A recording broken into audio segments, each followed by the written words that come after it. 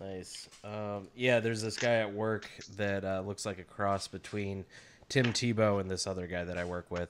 It's pretty interesting. But welcome, everyone. We are the IDP guys. We are here for our Sunday morning live stream. We started this at the beginning of the year for start-sit questions. And now, hold on, my sound is on, apparently. Fudge. Got a goddamn noob. I know. You would think I would know by now how to do a fucking live stream. But, yeah. Like I said, we started this during the season to do start-sit questions. We're continuing it through the playoffs.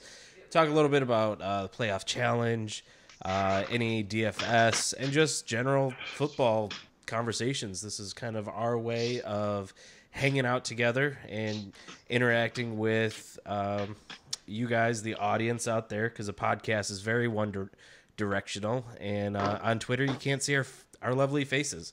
I mean, look at Sam's over there. It literally fills the whole screen. That's gorgeous. So I've been corralling these guys.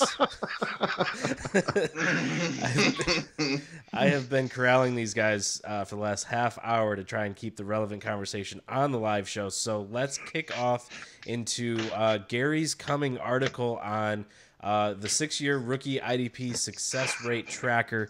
He has been down, I guess, would you say down on rookies for many years, and this year, I mean, that's it depends how you look at it. I can't say that I'm down on rookies. What I can say is I try to get when we get into this time of year and we get into the draft and we get into all the things that's going on, and all you see is people trading away known players or whatever to go draft a rookie. I just find it astonishing that people actually think that they're going to hit a lottery ticket that well. I mean, you're going to have to sit there on that guy. So I try to always, in my no BS way of thinking, I try to pump the brakes. I try to get people to realize that that's what it is. It's a lottery ticket. It doesn't matter if it's the first pick or if it's the fifth pick. And that's my way of showing, in like this article last year, the percentage is low that they become relevant their first year. Oh, absolutely. And we were talking a bit about how, so this year has been kind of an expansion to that success rate. It doubled. Was that, I'm trying to find here it was like on the last, from 13 to 17, it averaged like 3.12 or something. I think it was 3.12. And it was like an average of in the 3% range for each year individually. And then this year, of course, it went up to like 9 players in the top 64. So it jumped it up in percentage, like into 6.97%. Yeah. Yeah. So that's a huge jump. But more than double. You got to look at it. Okaloon probably might have not have got his chance if Jones went down. He's laughing at me. Stop it, Sam. Can't help himself. Okaloon. That's like just stuck in your brain at this point. I don't even know how to pronounce it. Because Oluokun. Aluakun? Aluakun. More Hawaiian. Right. I got to go Hawaiian. So no, it's African. Okay. So, and then who else was there that stood out? I almost put it in there. Somebody else stood out that they wouldn't have got their chance more than likely out of the 9. If you got it there, who we got? We had Van Der Esch. Mm-hmm. We had Leonard. Mm-hmm. Then we had Derwin James. I think it was another one. Oh, are you looking for Edmonds? Yeah, I'm trying to figure out. Okay, Okaloon probably wouldn't have got his, whatever, the Hawaiian guy wouldn't have got his chance. But there's another name. Name me. I don't have the article in front of me. I've got it in front of me. Which name do you want? Just start at the top. Okay, Darius Leonard, ranked first. You got Leighton knew Van he Der was Esch, going to get his. Who's ranked third. Fred Warner, who's ranked 12th. There you go. Okay, so Now, say Sean Lee and Jalen Smith, both, which Jalen did, say Sean Lee did stay healthy and didn't get the soft tissue injuries like he always does. Would have Vander Esch gotten as much opportunity? Okay. Then Fred Warner. Yeah. No, Fred Warner wasn't really on anybody's radar. You was talking, at least from what I was seeing in the preseason, you were looking at Reuben Foster, Macklin Smith, even that Cole kit guy or whatever his name is. Brock Coyle. So, yeah. So all of a sudden, did Warner just kind of move in by default? So I think Warner is the best. He would have been the guy. Like, he won that job. So he came in as a rookie because he was good, won the job because there was an opening. So he kind of fits your model, whereas like Vander Esch doesn't, because he was going to be a backup. So he really shouldn't be on this list. He got lucky, so to say. Right. But so my point was, out of that 9, could we nitpick about 3 of them that got their opportunity because of injury? Yeah. I mean, even so, there's a couple that you expected to be good, like Darius Leonard, you expect to be good. Roquan Smith was going to start. Edmonds, he was always going to start. But then, like you're saying with Fred Warner, he wasn't supposed to start at the beginning of the season. He won the job. So going as you're doing your drafts, you don't think of a guy like Fred Warner. You think nothing of him. No, not at all. Not at all. It's like in the re-tiering articles. Go ahead, Sam. Sorry. Oh, he cut out. The point is that... There he is. What? You cut out for a second. You cut out for a second. No, I didn't. Go ahead, man. You're liars. You guys are liars. But the point, I think one of the major points you're making here is that a lot of it depends on situation, right? So like Fred Warner had the chance to take the job because we knew Reuben Foster was going to be suspended 2 games at the beginning of the season. So Fred Warner had the chance to take it from Brody Coyle. So, but I think the main point here is, like, we know Roquan Smith was going to be the starter because they didn't really have a starter next to Danny Trevathan. We knew Tremaine Edmonds was going to be a starter because they didn't have anybody next to Milano. So I think that's the main point here, is that you have to take into account what the situation is. Just because a guy gets taken high doesn't necessarily mean they're going to do well. So I guess my for instance is Nick Bosa is rumored to be the number 1 pick this season by the Cardinals. If that is the case, they play in a 3-4. Right. And he is a 4-3 defensive end. And so defensive ends don't necessarily transition to outside linebacker or 3-4 outside linebacker well, because they don't only have the edge rush responsibilities. They also have some responsibilities in the running game. They have responsibilities in the pass game in terms of coverage. So some guys, and I think the best case of this is like Robert Quinn. Robert Quinn had like a peak of like, I think he had 10 sacks, then 19, then 10 over a 3-season span. And he led the league in sacks that one season with 19. But then Wade Phillips came on. First, he dealt with injuries, but then Wade Phillips came on and was playing a 3-4, and he just was not the same player. Right. Because he didn't just have the line responsibilities. He had linebacker responsibilities as well. Yeah. So I think that's something you have to take into account is, Nick Bosa is probably one of the better edge rush prospects that we've seen in a while, but is he going to transition to outside linebacker very well? Is he going to be as good as we think he's going to be? And the answer is I don't know. And is it enough? Do you know well enough that you're going to, say, trade a player to get a first-round pick so that you could get Nick Bosa? Not this early. You definitely got it. Nah. Right. And so that goes along with the whole mentality of, not stacking up picks so that, your team is all rookies and you have that. There's too much, unknown, too much. It could go either way with some of these guys. So you're either going to, you could get a Vander Esch, but then you could get, who was drafted high and didn't play. According to that, you can get 94% of the other rookies last year, right? Right. Yeah. Exactly.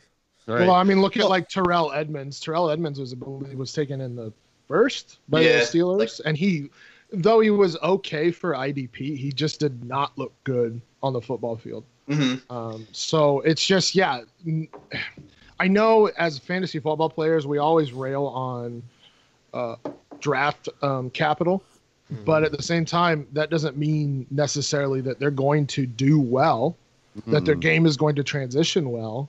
And it doesn't mean in 4 years or 2 years, 3 years from now that they are either. They only got a 50-50 shot even 2-3 years down the road. Right. Yeah. Take into consideration the lineman that the Jags took from Florida, Tavern Byer or something like that. He barely even played this year. Taven Bryan. I mean, that's like one of their strongest positions, and he barely got any playing time this year, and he was a first-round pick. Well, the one been like Dante Fowler Jr., like he's been okay, but he was taken very early by the Jags. Mm-hmm. Yeah.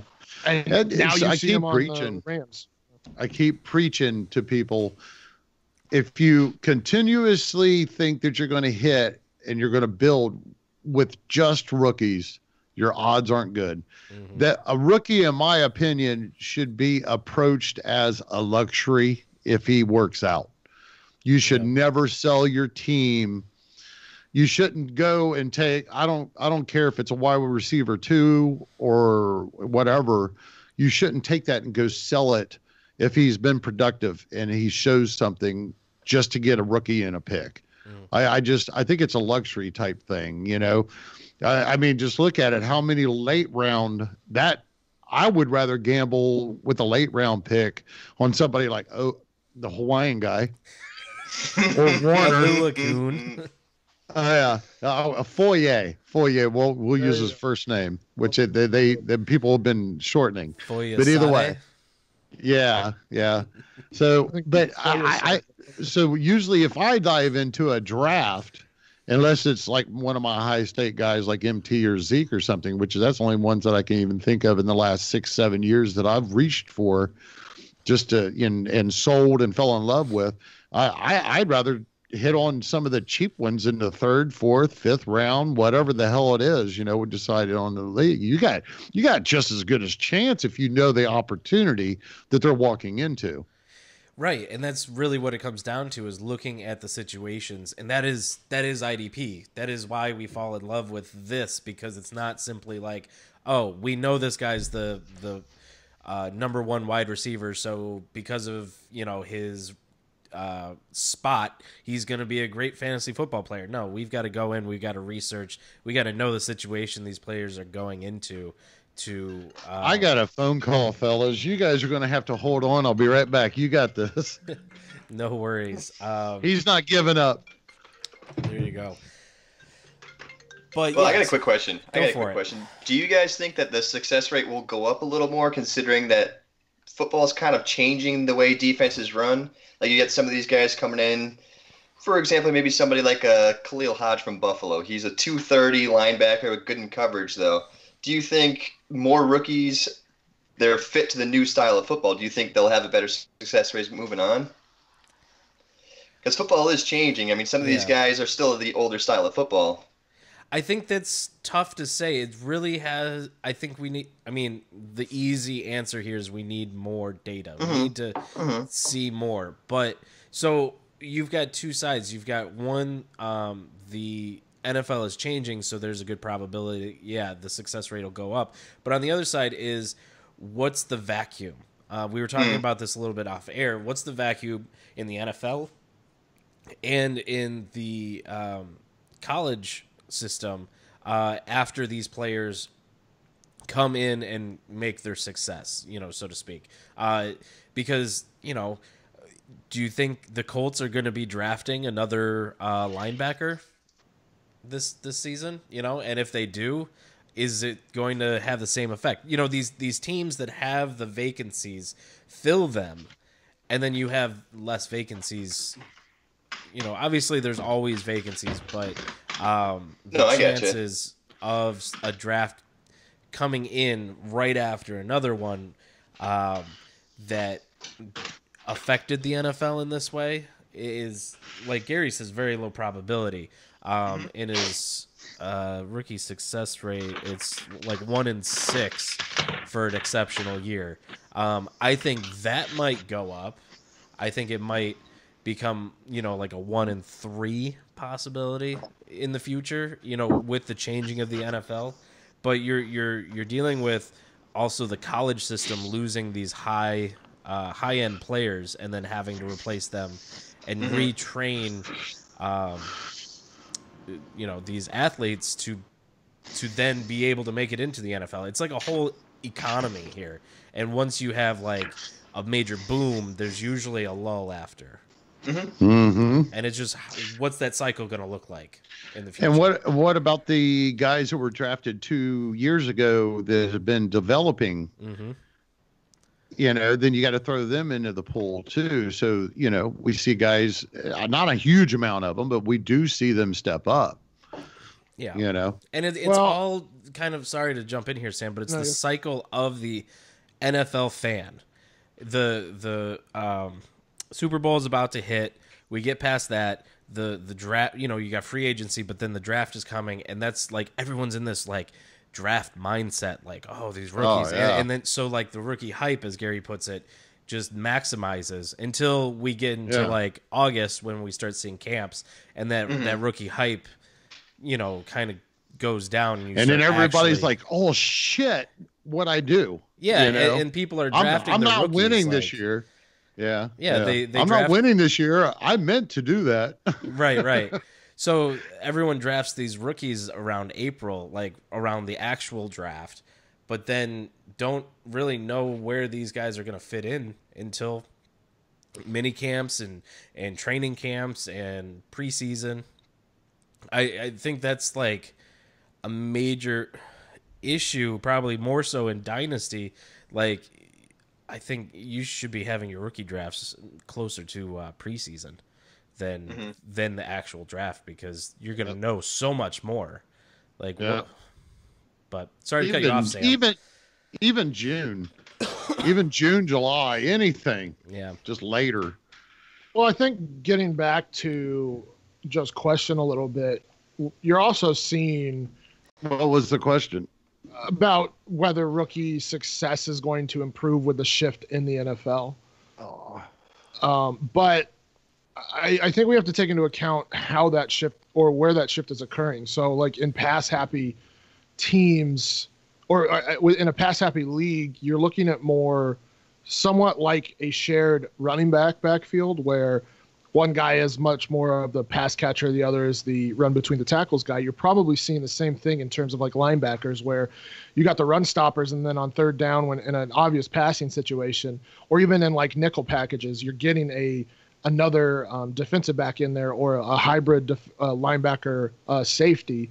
So and we'll talk about this on the No BS IDP show when we start it in March, but I think that's one of the first topics we'll talk about. But the shift in how offenses play things with move tight ends and slot receivers, you're really only seeing like one relevant inside linebacker or one relevant linebacker in terms of IDP, dependent obviously on your settings. So, and that's because you're the other linebackers are getting taken out because they're better on run downs and they're not as good in coverage. It's all about the coverage. Right. Yeah, it's all about the coverage anymore. It's a pass happy league. And those hybrid guys come in and start taking up some of those passes that. Oh, Sam. Sam, come on, man. Damn it. I was so into what he was saying. I know. Yeah, just on it. I hate to say it, the Hawaiian guy, he actually was a former safety. You look at Deion Jones. He was built like a big safety. He was a small linebacker coming in. Yeah. And Barron started this, Buchanan started this. And it's just all of it as a process is just happening with the pass happy league, Yeah. It's just, Look what the Chargers did in the playoff game against Baltimore. They Adrian fucking Phillips. yeah, well, yeah, and they didn't have any. They didn't play Pollard. They didn't do all this stuff that we thought that they would do. They didn't do that. They came out with what? It's like 6 or 7 fucking defensive backs, and they played them like linebackers the whole entire game. Yep. And they managed to stifle the Baltimore run game enough to win. Yeah, it's true. It's very true. I don't think I'm ever going to have good luck with again. I don't think so either. I am going to crown your internet the king of crap. That wasn't internet. That was the computer. It's just like, oh, found a problem with your PC, shut down. Yeah. That's the new computer too, huh? Now you got to center me. No, I'm just seeing 2 of Joe right now. Yeah, there's the lovely thing about this is it fucks up everything on my end. So now you guys keep talking while I try and rearrange or figure out how to get this. What do you got coming up, Joe? Let's see. I did a couple of articles, a couple player articles. Did a little miscommunication at one point. Looking into actually our PAPS scores, the new PAPS database we have going. Looking into some of the guys you wouldn't expect to be these high-end players, but are getting these smaller amount of snaps, like Lorenzo Alexander for the Bills.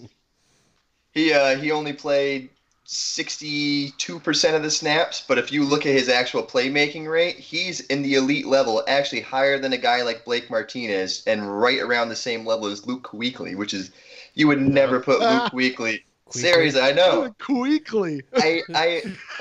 The name. How is it? Kuechly. Kuechly. Luke Kuechly. It's Kuechly? Yes. The U sign. Yeah. Are you Yes. fucking kidding me? Believe Sam, he's our grammar guy. Oh my god. Kuechly. All right. Yeah. So he's around the same level as him. Kuechly is right at I think 5'7" and Alexander was 5'9". So something like that kind of brings into consideration. Last 3 games, Alexander's played pretty much every snap, 99%, and averaged 9 tackles a game. So, granted, he's 35, pretty fresh legs for 35. Can he actually make an impact if he's given a larger amount of snaps? Yeah, being the guy that was toting Milano, I was actually surprised on how. Did I pronounce that right, Sam? Milano? Yeah, you're fine. That was okay. Okay, so I was actually kind of surprised how they started out the season purely with just Edmonds and Milano. I figured, it's not the first time that Alexander showed some skill, and then after Milano got hurt, they stuck in some other rookie for a little bit. And I actually was advising people that you're probably going to see the rookie or Edmonds and Alexander get it, but they didn't do that for like a game or two for whatever reason. Mm-hmm. So yeah, the only thing that scares me about Alexander is his age. You just don't know at what point. Now he could show up somewhere else if I don't know what his contract is or anything. He just got a 1-year extension. So, you don't know. And if he goes somewhere else, but as in a talent, somebody would be crazy if the guy's willing to play. Somebody should still, sure. You want to be 37 years old out here, but hitting it up, we'll give it to you. So, well, he only started, I think, 16 games in his first 10 years in the NFL. Yeah. So his legs are still pretty fresh. Yeah, a late bloomer. Yeah, absolutely. And I find it interesting because this all came from we just launched the PAPS database on the website. It's still in beta form. I apologize to everyone or anyone that is having troubles with the Patreon interface. I know Chess 1200, who's in this chat, him and I have been talking. I've got a ticket with the customer service or technical service with Patreon to figure out that issue. So we'll get to the bottom of that, Chess. But we're in beta form. Give us all the information if you're having issues. There is a public PAPS that you can go to on the site, so you can see everything, but you can't do any sorting. You need to be a Patreon donor to be able to access the chart that allows you to sort. And we are going to be adding more and more charts. This chart that we have now is just the full IDP database. Every position, every player. Gary, you didn't drop anyone. Is that correct? If they had, well, there was if they showed up with some type of defensive snap. Mm-hmm. No.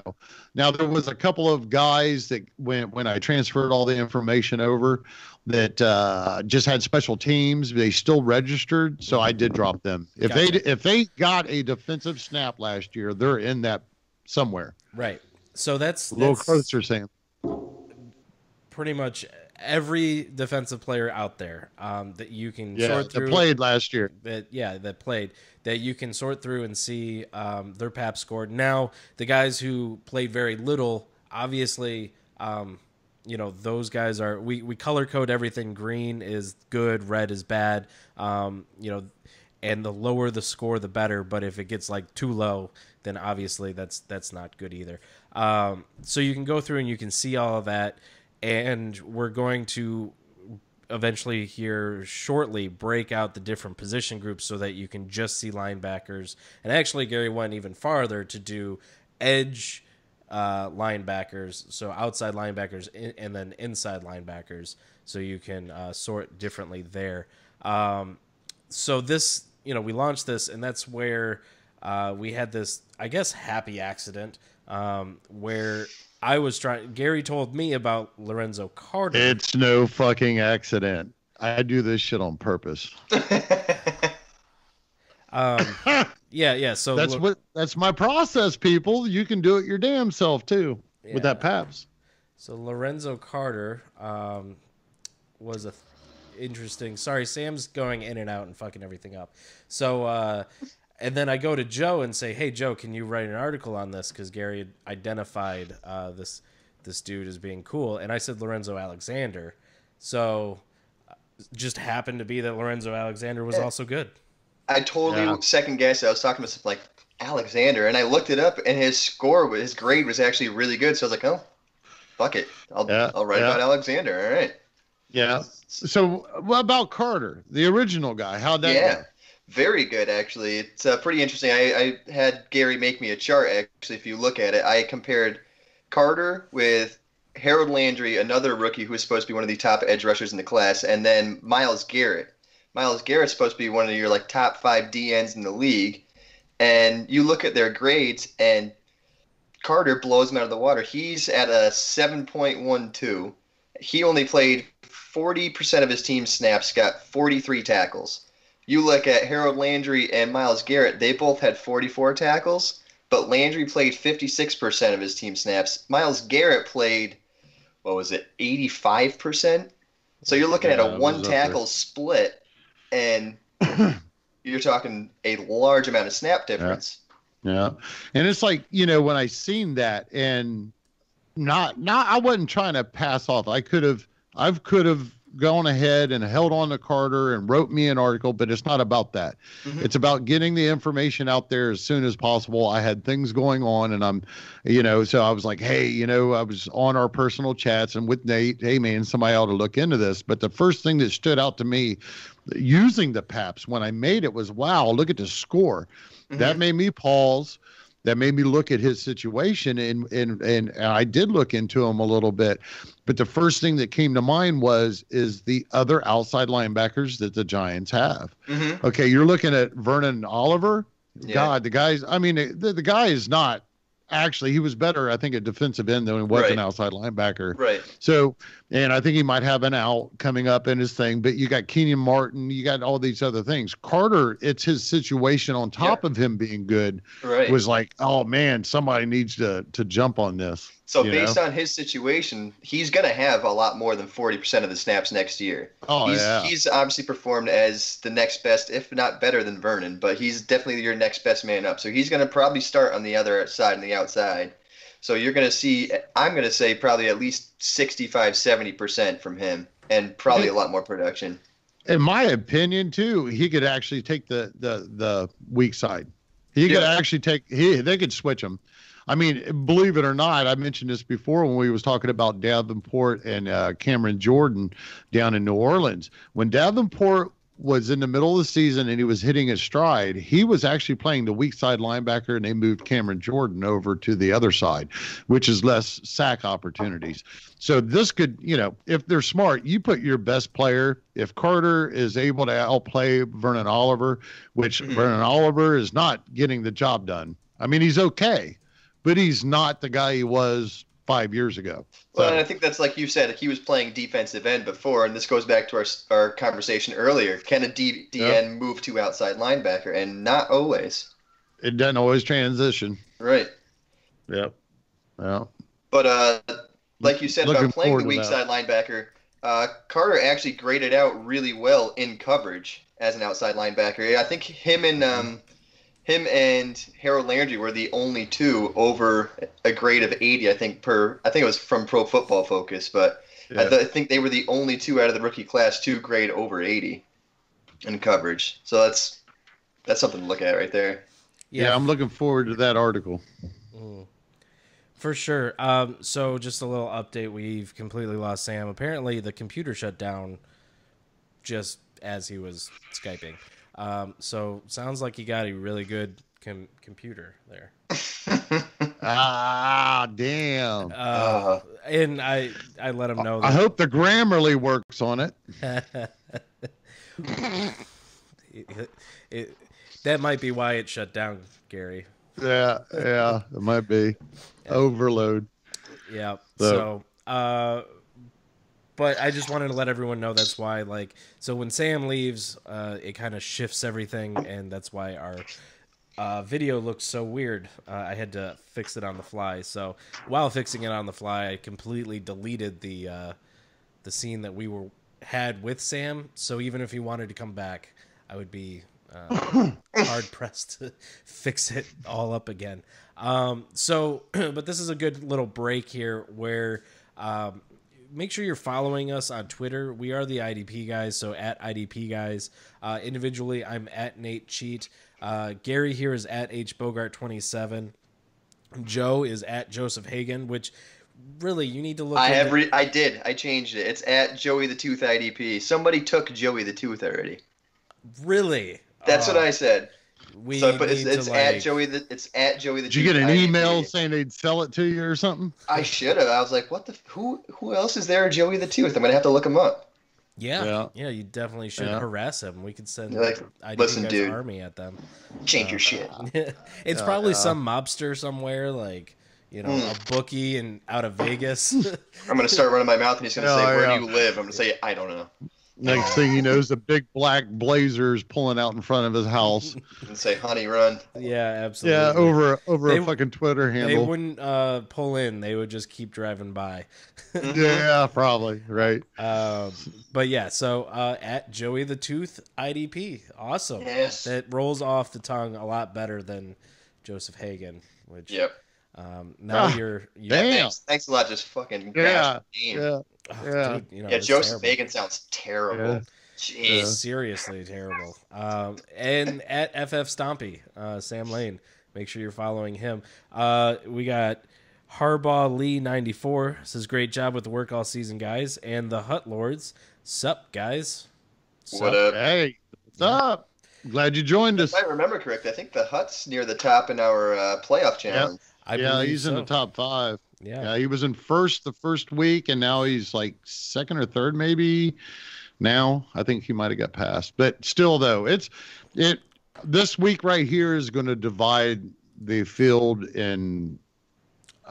It's less than half, real quick. I've seen these things. People can still come up a little bit here this week. You want to know what's crazy? My week's been so jam packed, I completely forgot to set my lineup. So good thing you said something. Do that. Yeah, good thing, and good thing the game's not until Hut. later. Thanks for chiming in, Hut. Made us think about it. Yeah, for sure. Which I've noticed there's been a lot of guys, even last week, that fell off, didn't start their lineups. Yeah. Gotta do that. I can tell you, man, I've done these things in the show, and I have, me running or being the commish and setting it all up. I've never won one. But I have watched that happen. I have watched people from lower in the pack be able to rebound. Just how the setup is, it's on the format of everything. So, you guys still got a chance, at least another week here. Yeah, just absolutely. reach. So this will really wrap up our 2018 season of fantasy football setups, I guess, leagues that we're running. But in 2019, we're going wild. We're going crazy.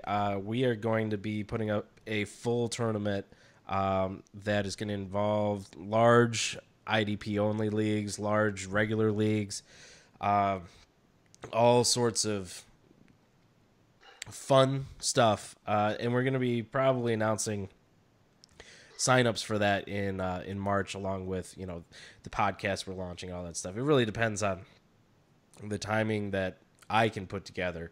But I'm really looking forward to this because I've been running a large tournament of at least 100 people for the last 3 years at a different podcast that I was involved in, and it was a major success. It's coupled as a fundraiser for the podcast, as well as a means for you to win some money. It's going to be you pay a fee to join, and then we're going to have half of that go into a pot, and half of it is part of the fundraiser. And, large leagues where if you win, you get a hefty sum. So I'm looking forward to this. I've got the what's the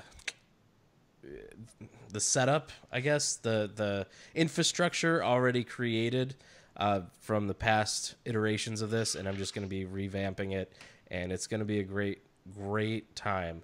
So make sure, if you like what we've done this year with leagues all the way through the season, next year is going to be even better, along with just a lot of great stuff.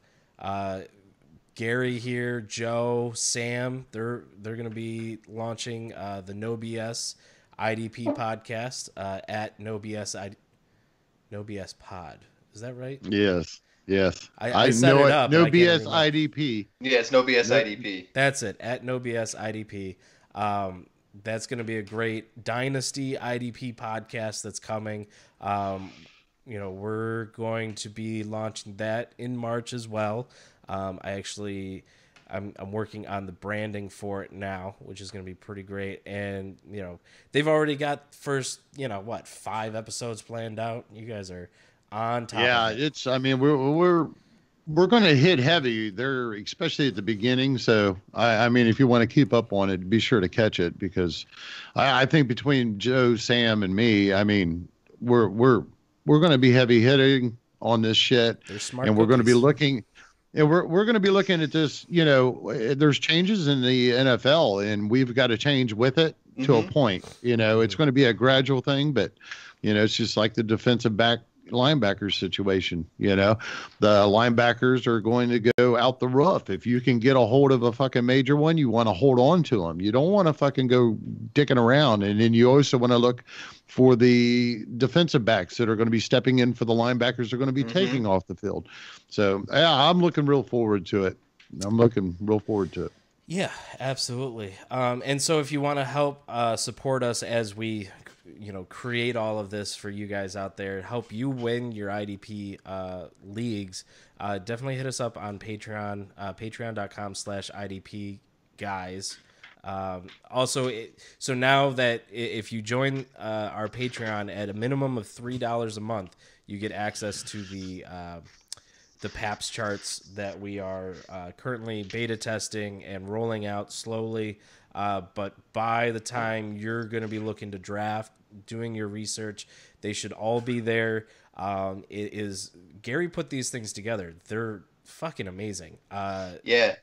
Dude, they really do help. When you're looking for those guys who you think are making that second year leap, like as in Lorenzo Carter, you can compare him with guys who have similar situations, just more playing time. And it's crazy to me. Like you hear all this season, going back to Lorenzo Carter, Harold Landry, one of the top edge guys in the draft, he's going to have a good career. You don't hear anything about Lorenzo Carter, and he actually put up better numbers in less time. one less tackle, but he made more plays in his amount of time. There's a few more on there that stood out to me that Carter was the one that I thought that we really needed to get out right now, because when we released the PAPS chart, we wanted to be ahead of the game. You know, we make the PAPS chart, it's ours. Yeah. So we should be ahead of the game. But there are a couple others on there that eventually here I'm going to either mention to somebody needs to get on, or I'm going to take advantage of myself and make the call on. But either way, we're going to get that information out. We've got so much going on. I'm looking so forward to 2019. I'm working on something. If I get the time, I'm going to try to do it over this winter. And I think that I have another way of helping us do exactly like what the PAPS does, or maybe my start-sit charts. And I'm looking forward to diving into that. I have to test it, and I don't even need to wait to test it. I can use the past 5-6 years worth of information, set it up 2-3 years ago, see what happened that following year, do it again until we come up to the present time. So there's going to be a lot more on there. And if you guys, $3 that's a drop in the bucket. If you guys want this information, if you want that winning edge to win now, win in Dynasty, I'm telling you, come support the site, because that's what we're doing. We're doing it for you. We're offering it for you. I think, Nate, congratulations. I know you're getting ready to finish up school here in the next few weeks. Yeah. And he's going to do his share of developing the site, keep going with that. And me, Joe, Sam, along with all the other, John, too bad John couldn't be here this morning. He's probably in his pajamas. We miss you, John. Yeah. We're cranking this shit out, and it's no bullshit. It's just simple, no bullshit content, because we're not just shooting from the hip. Those days are over, folks. Just because somebody says it, you shouldn't believe them unless they have a hell of a track record. Right. Unless they have a hell of a track record. And for you guys that are interested, this is inside baseball, I guess, as far as what's going on behind the scenes. This is my last semester in college, graduating with a journalism, communication, and graphic design degree. So, all of this stuff is, right in my wheelhouse. I love fucking sports. I love football. I don't like fucking sports, but you know what I'm saying. So by this summer, I'm going to be launching my own business from home doing graphic design. So this, IDP guys, everything falls under that brand, that business, which is @writer_design on Twitter. You can follow it. I'm going to be getting more involved in making fantasy football graphics. If you have avatars that you want made, background images for Twitter made, you come talk to me. I'm not going to be the cheapest guy in town. I've seen some other people out there that do them on Twitter, and the quality, I don't know, is lacking. But it looks like what I could do. They charge like $5 for it, and I'm like, how are you doing this for $5? And then I look at it and I go, okay, I get it. So not to knock on them, I don't want to be down there, but my quality, I have a certain standard, and I utilize that in everything that I do. So, but come this summer, it's full time for me at this job. So, we're not the guys who just kind of pop out of nowhere, have a show for, a couple years and then disappear. Like, this is going to be part of my business, and I'm going to be investing in it and investing time, energy, all of that stuff. So if you do help us and you do donate, it's going to something that's going to be sticking around, and hopefully, is going to be a brand that, could be on par with a DFF or a DLF for that matter, or better than those. I don't know, for some people think differently. There's a lot of hours involved in this to get this shit done right too, Nate. And I mean, I know that in the past I've I'm one that I didn't believe in donating. I can't say donating. I guess I didn't believe in a fee, but I guess basically what I've looked at in the past is we're offering something that you can't get somewhere else. Mm-hmm. If you donate and you get into those PAPs, you're not going to find that information the way that it is and the grading that it is. You're not going to find that anywhere else. It's not out there. It's not that in depth. It's not broke down into grades and the color schemes and everything else. It's so easy to compare. Yeah. Yes. The charts make it so easy to compare players. Yeah. And if some other sites might go in and even if they pay the $5 or $3 or whatever in patron, and they might try to copy it, but you got to know where the original is coming from, and that's from the IDP guys, mm-hmm. But either way, as we go, you got to look at it this way. I would pay that minimum price for our information. I wouldn't have had to come up with it. You know what I mean? A long time ago, I wouldn't have made this shit. So. But when you're looking at it, that you're paying a fee and then you can turn around and look at the same stuff on another site for free, that is where I've always had the beef with it. So that's where my personal thinking is no bullshit content. There's no fluff. We're doing this from scratch. We're not shooting from the hip. So I really hope you guys help out the site and look at it this way. As the site develops, if you donate now and you help donate a little bit at a time or whatever you can do to help out the site, then we will never get to that point where we got to go, okay, we got to put up a complete paywall. Mm-hmm. If you want our information, it's going to cost you $20 a month or whatever the hell that is, mm-hmm. And that's the only way you're going to get it because it's the only way we can survive. So if you could jump in now, help support us now, help support Nate in the site. It's going to trickle down to all of us. We all, whatever. Right now, much appreciated. Yeah, it's all being built right now, so nobody is getting shit. No. So, but appreciate it if you could. Yeah, absolutely. And I mean, I realize that the Patreon wall kind of sucks. That's why we do a beta. Get it out there, get people using it, and figure out what is broken and how to fix it. So that's another big thing to help us is just let us know what's not working. Let us know what needs to be improved on everything. Mm-hmm. The website itself, like feedback is key. Yeah. Positive and negative. All feedback is key. Tell us what you like, tell us what you don't like and why. And we can either make sure we never change that or fix it, depending on if you love it or don't. I'm currently looking at adding a membership service to the website to get away from Patreon in its entirety. One thing is because Patreon's been getting a lot of negative press lately on dropping certain content creators, but also just being able to have control of how our stuff is unlocked. The way it is now, you have to go through Patreon, and if Patreon's side breaks, then it breaks for us too. So I want to be able to control all that. Control is key for me as far as being able to provide the best service possible, and much of that comes down to I need people utilizing it so that I know what's broken, what's not. So enough of the what is this late night? What's that? Teleselling.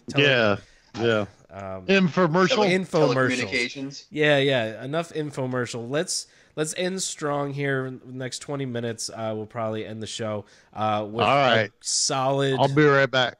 Conversation as Gary goes to pee. Let's finish strong. I'm out of here. Yeah, right. You gotta love this. So Joe. Tell us a little more about the Lorenzo Carter article. I think I kind of interrupted you, and then we went infomercial.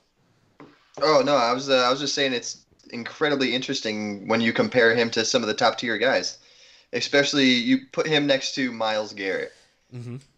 Myles Garrett has one more tackle. He's played more than double the amount of snaps that Lorenzo Carter has, and the only thing he's done is he's doubled the amount of plays that Carter's made, but that makes sense because he's doubled snaps. So Carter, playmaking wise, is up to par with Myles Garrett, but his tackling is by far better. He's playing much less, and he has one less tackle than Myles Garrett throughout the entire season. Nice. Not this, he might like we talk situation. He might not be the better player than Myles Garrett, but his situation is phenomenal. And until Cleveland gets another edge rusher on their side, Myles Garrett's just going to deal with all the attention possible. So it's kind of one of those things you're going to go off a name and how much he plays as opposed to somebody with opportunity. So I kind of diving more into this, switching from Carter to Cleveland and their edge rushing, you're going through division by division, talking about free agents and writing up articles on who these teams could possibly get, who's out there, and where they might fit. Yep. Who do you think might end up playing opposite of Myles Garrett this coming year? Ziggy Ansah.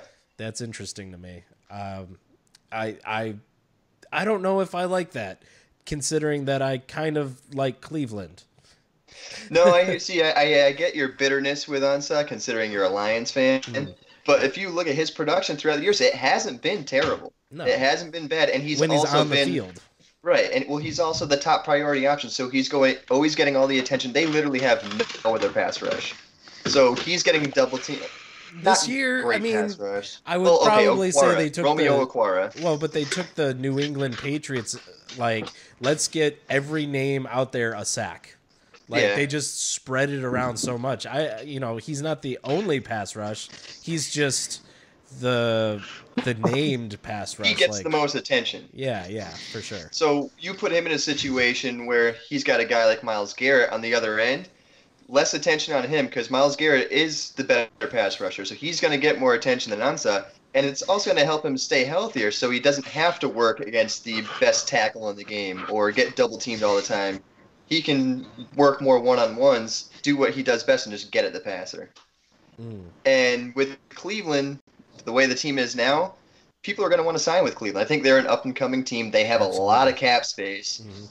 And I don't know, I feel they like just made a couple of really good hires, too, didn't they?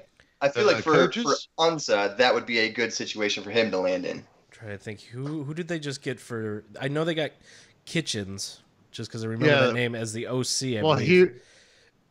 They promoted him, right? Yeah, he's the head coach now. Oh, he's the head coach. Okay, yeah, that makes sense. Yeah. But they just got somebody else. Damn it. Who was it? I don't know, but I know they were interested in Jim Bob Cooter, and I almost had a heart attack with that one. I was like, God damn it. Like, I like this team. Don't become like the Lions. Yeah. You know, it's nice to see not only did Cleveland have the success that they had this year, but they stopped recycling crap at the coaching position, and I think that's a lot of it right there. I mean, it just it seemed like they kept doing the same damn thing forever, and it's finally they've probably maybe broke that mold, Yeah, we'll definitely I like the Bengals' new hire, too. I like he's going to be the quarterback coach. He was the QB coach with the Rams, right? Yep. I like that. They went out of their box, instead of promoting from within or giving it to Hughes or something like that, I don't know what took so long to get rid of fucking Marvin Lewis, but whatever. So, but either way, that's a tough division anyways. Whoever comes up, I mean, Steelers are kind of on their way down, so somebody's got to step up there. Yeah, there's going to be a vacuum there for sure. And I think the Browns they're on the right path, as you can tell. It came out of nowhere for Greg Williams to be an actual competent coach. And I don't know if it was just that Hugh Jackson was that bad that he was stifling the talent that was on that team, or and that was just the release. Like, how stupid was it? He failed in Oakland. Went to Cincinnati as an assistant, and then fucking Cleveland jumps on him. Yeah. Right? And how that went? Why? I would rather see, if it's my favorite team, give a fucking college guy a chance, Stop recycling these guys. If they've had a stint somewhere else and they've sucked, then don't fucking do it again. It's simple. Yeah. I don't Absolutely. get it. So, okay, where do you think Greg Williams goes? Has he signed anywhere? I can't. He's the defensive coordinator for the Jets. Oh, with Adam Gase, Crazy Eyes. Yep. Oh, that is a match made in heaven right there. Dude, I'm watching the Jets now just for those sidelines. Adam Gase? Is he on drugs? Yeah. I swear to God. What the fuck's up with the Jets taking Adam Gase? He's a good OC somewhere. Why in the hell? He just failed in Miami. He just fell flat on his. You watch what he did at least twice a year. Well, come on up here and let's see you do it again up here. Yeah, it's stupid. Yeah, it's stupid. Bill Belichick's got to be just rolling. Yeah, he might keep going one more year just to interact with him on the fucking games. But no, that's wild. Like, I can't. The whole situation with the Jets and I don't understand. Like, we're amateur football analysts, whatnot, and we can see this from a mile away how bad of a decision that is. Like, how do these teams, like, are they playing like some 4 or 5 dimensional chess here? They're like, oh, he's bad there, but I bet you with the different he's just now hitting his prime. Yeah, he's about to hit the prime, and the Lions did this for 50 years, Mm-hmm. And it's like, what is going on with these guys? How do you? I think I even seen there was shit going around about Kubiak. Now I got a lot of respect for Kubiak, but he's failed. He's failed twice, right? At Houston and then in Denver. Yeah. And yet there was all these. Now he ended up, I guess he just signed on with somebody as a offensive coordinator or something, maybe. So, but there was all this, he's a hot name. Why in the hell is he hot? Was he was he the coach when Manning went to the Super Bowl with them? Yeah. Okay. When it was Manning's team? Yeah. Yeah. When it was Manning's team. When Peyton Manning was the offensive coordinator. Yeah. It was Manning. It was Manning. True. I mean, so that's where you've got, he is a Super Bowl winning coach. So they're, and who would have ever thought John Elway sucked so bad at being a general manager? Don't ask a Broncos fan. I have a buddy who's a Broncos fan, and he thinks Elway's amazing. Man, I wish we had Sam for this. Wow. Go ahead. Wow. He says it's ownership, not Elway. Yeah. My reaction. Well, exactly. Elway is ownership. Yeah. That's how do you, like, you don't hear. So when you talk ownership issues, you usually think in the NFL, you're usually thinking of Jerry Jones or Bob Kraft. Right. Those are the two owners that are hands-on, really. I mean, I don't know. Unless you're like, you obviously always know the owner of your team. Like, I know Martha Ford, but she's not hands-on at all. I mean, she'll, there's a running joke in Lions Twitter of her going around in a golf cart at 95 years old, just like pointing people out and saying you're fired. Because that happened a couple years back when they just cleaned house, and it was a great meme. Absolutely. But, most owners don't get that heavily involved, like I said, unless you're Jerry Jones or Bob Kraft, and then there's NFL.com headlines about the meddling that they do. The dysfunction of some of these, like Buffalo, that's a dysfunctional franchise. You got the Redskins. I think they're dysfunctional. You have Tampa Bay. They're dysfunctional. Oakland's been dysfunctional. Just over and over. They just it's like it's the I'm the boss syndrome, well, I'm going to make this work no matter what, even if I've done it for 5-6 years and it's not worked, I have no clue what the hell is going on there. It's like the round peg into a square hole type thing. But then we have the Rams. Okay. They finally got rid of Fisher, right? Finally got rid of Fisher, and what happened? They brought in they brought in a fresh fucking face, hadn't been recycled, showing promise, and he's turned the Rams around from fucking zeros into heroes. they got so lucky with Sean McVay. I don't think there is another coach in the NFL that has his knowledge. In the time since he was hired, the amount of impressive, just like the conferences that he'd have, press conferences, just showing his knowledge. It comes out like all the time throughout the year, like, or not all the time, but like at least once a year there's something.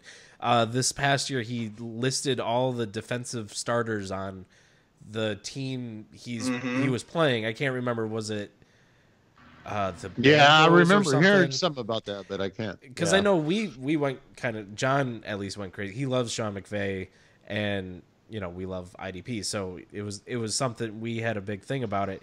But it was like then the opposing team's coordinator or something tried to do the same thing and couldn't remember, like, other than like one or two guys. Like it was this dude just has the knowledge, and it's more than getting a fresh face. I don't want to say a generational coach, but right. You might be looking at the next Bill Belichick. Yeah, there you go. He really could be.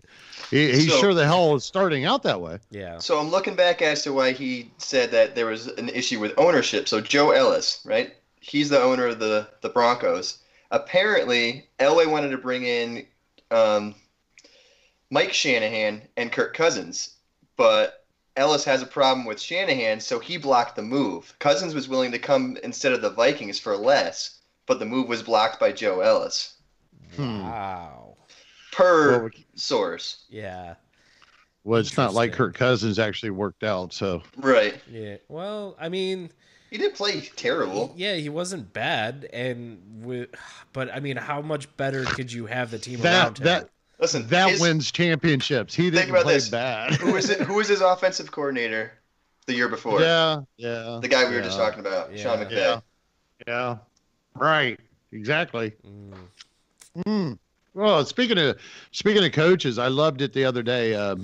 Not Gus Bradley, Quinn in Atlanta. Of course, I got this thing about Atlanta's.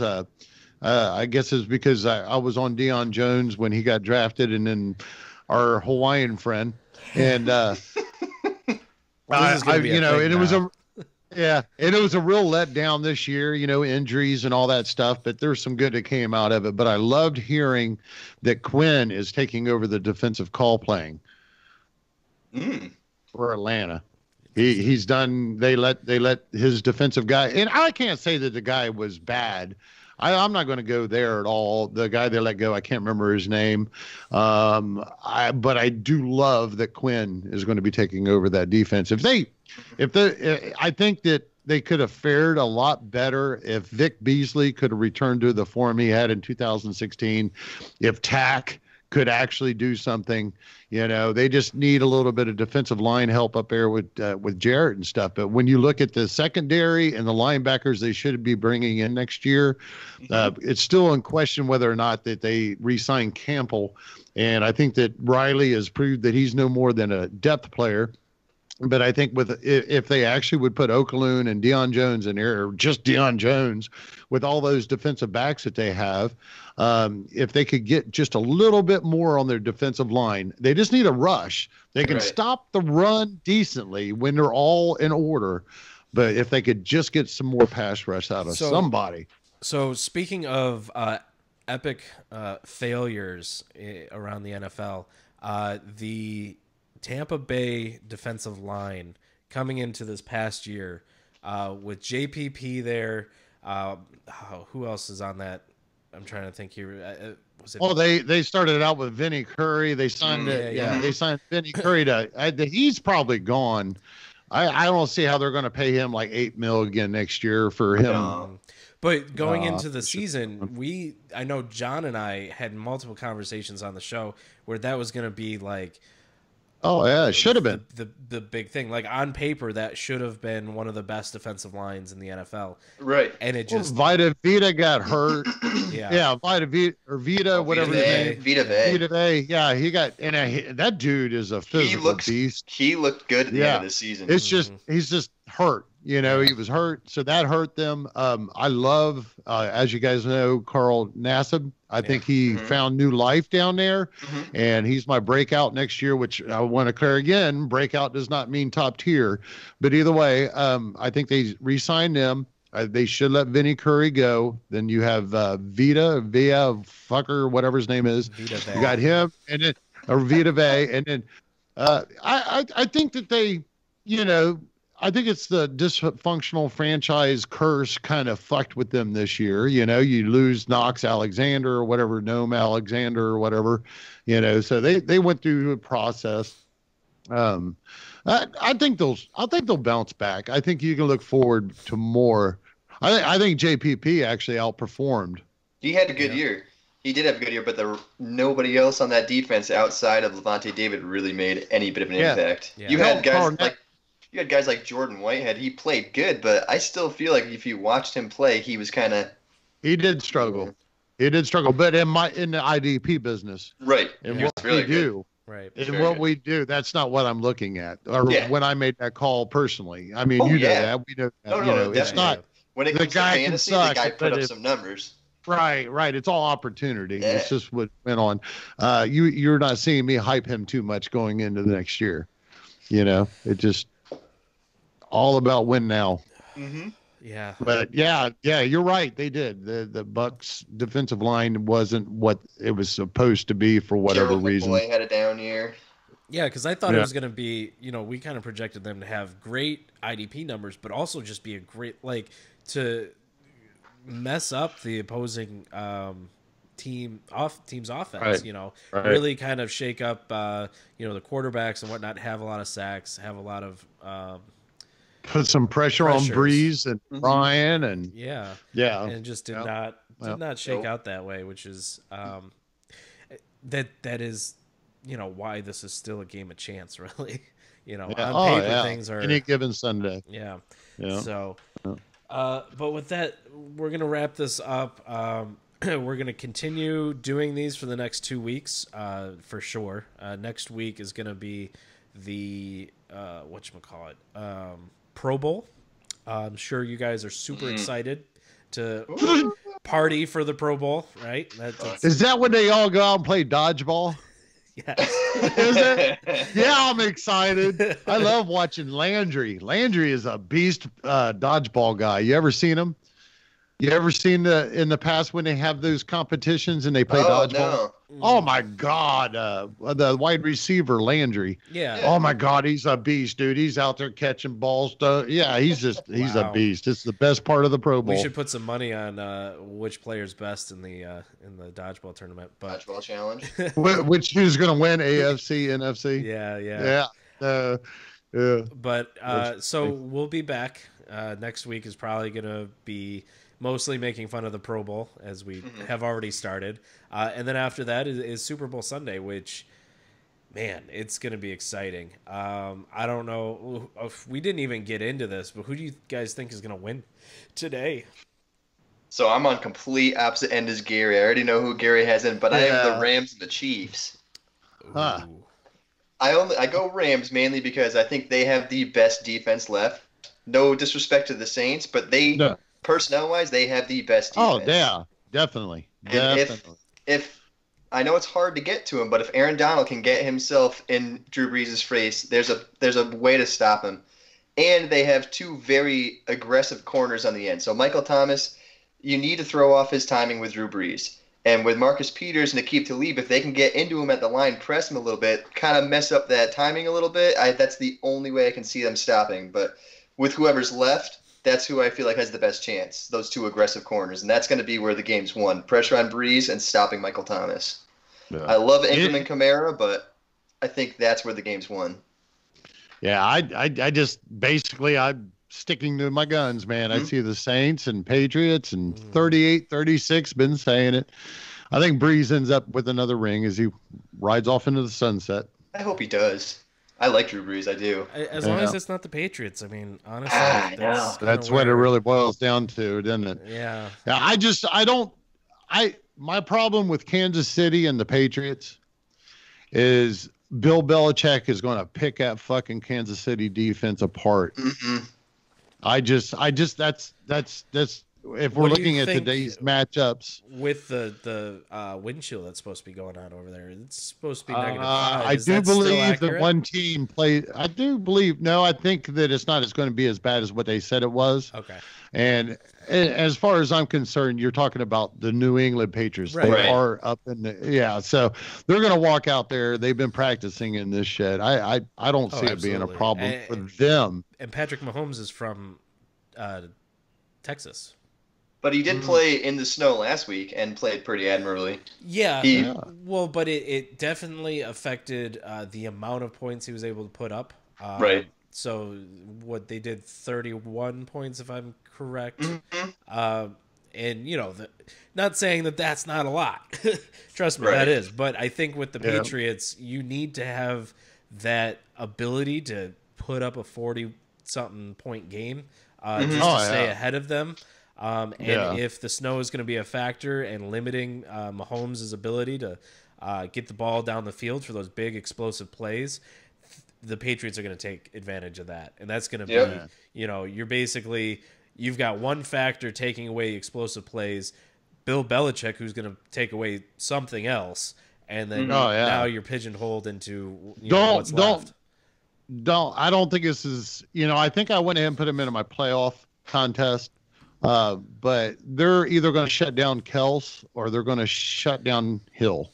One of the two. Whoever they see is the bigger I think it's going to be Kelsey. They do a better job shutting down tight ends than they do wide receivers. If you look at the game they played earlier in the season, I don't think Kelsey had that big of a game. I think Tyreek Hill actually lit him up.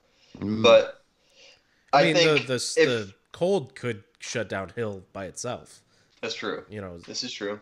But I And think Bill Belichick might be thinking about that. Yeah. if there's a way, if Nate thought of it. if there's a way I'm to not a beat the smart guy. Patriots, it's getting to Tom Brady. Yeah. And when you have D Ford, Justin Houston, and Chris Jones, if they can get enough pressure on Tom Brady, That would be glorious. I know enough, but he showed last week going against Bosa and Ingram that on the edge just isn't enough. You need Chris Jones to get up the middle because he's going to step up and dump it off to James White, throw a little crossing route to freaking Julian Edelman. Yeah. So you need to have that pressure from everywhere, and Kansas City kind of has that as long as Chris Jones can get up the middle. Yeah. And to flip the subject back over to New England and the Rams, I totally agree. Rams have the best defense out there, and out of these four. And I would almost put the Saints in when they're playing good as that second one. So yeah, I agree. So we're looking at Breeze, Carmella, and MT against Rams defense. And then you're looking at Goff, Gurley, and Fat Ass Anderson, basically, because they don't have Cup. You got Woods, okay? Lattimore is probably going to be all over Woods, I would hope, in this situation. I think it balances out more when you look at offense versus defense. So my whole take on the whole situation when I made my picks 2-3 weeks ago is just karma. It's just the setup, the flow, and the idea that Sean Payton, Bill Belichick, Tom Brady, and Drew Brees, what better scenario to play out? There's not like, if I happen to get lucky on this whole shit, it's just because I'm thinking of the karma. It's like Days of Our Lives, NFL. Yeah. Oh, man. What so here's better way? Here's my thing with the Saints, though. Your best linebacker is Demario Davis. That's a bad thing to say. The Rams just ran for 200 yards against one of the better linebacking cores in the Cowboys. So when your best Rankins too. Right. So when your best linebacker is Demario Davis and you're going up against a team who just rushed for 200 plus yards, that could be a big problem in your defense. Oh yeah, definitely. I think it's going to be a healthy dose of Gurley and C.J. Anderson, and then opening up play action. Do you think C.J. Anderson? Do you think C.J. Anderson replicates anything he did last week, or? No, I think he gets more along the lines of like 10 to 12 touches as opposed to his 20. I think they're really going to use Gurley more to. Yeah, I feel like it's C.J. Anderson worked in the early stages, so they just kept going because it's just more rest. On hand. More rest for Todd Gurley. Make sure he's 100% getting towards the Super Bowl. Because why? I mean, you're just risking his health, and if you can hold him back, that's just, you can release him for these games coming up. So right. Yeah. So which game are you looking forward more to watching? Personally, Rams and Saints. Me too. I think it's going to be more competitive. Yeah. I'm looking forward to that game, and I'm silently dreading the Kansas City Patriots game. But I feel like if Kansas City can put the Patriots away, that's going to be the better game. Yeah. Yeah. Because the Patriots lost. Exactly. Right. And we both live in Connecticut. That's the fucked up part. Yeah. In the way that if Kansas City can put away the Patriots, it's going to be the way they put them away, too. That's going to be exciting. You're going to see... And yesterday was the 17-year anniversary of the Tuck rule. Oh, yeah. I had to show that to my brother, being a Raiders fan. I sent him a clip. Yeah. Woodson stripping Brady, and it's called an incomplete. Yeah. Yeah, it's insane. But, yeah. But, yeah, I think that seeing Brady on his butt, and that's kind of the games that he loses are the ones where he's sacked all the time. Definitely. And you see him getting frustrated. And you see him on the ground just, crying. Yeah. I love that. That's my favorite. Yeah. My favorite Brady is crying Brady. Guy is built like an ear of corn, so, I mean, always has been. I mean, that's got to be Bill Belichick's rule of thumb when he's talking to his offensive line. You see this, if you let this hit the ground more than once a game, you're on the bench. That's probably what they say. I mean, it's just how it is. But it's worked. You can't knock them. Yep. Absolutely. Well, you can, but Yeah. So, well, it should be a great day of football. I'm very much enjoying it. We got a bit of snow out there, not as much as they were calling for, but it's feeling like the end of playoff football, which is both exciting and incredibly tragic. Because it's a long. And it's funny how the season flies by, but then the off season's like fuck. Yeah. Drags. Yeah, it does drag a little bit. But so everyone make sure, I went through all the Twitter handles. I'm not going to do that again. But surprise, surprise, Joey the Tooth IDP here. Glad to, you changed your handle. I'll be sure to follow you, Joe. Oh, thank you. And make sure you're checking out our website. Make sure it's the right Joey the Tooth. Yeah, right. And check out our website, idpguys.org. We have content flowing pretty much every day. I mean, we didn't put anything out today just to kind of save it for the week, but we've got this lovely video going. So with that, if your team is still in the playoffs, good luck, and if they're not, good luck in the draft.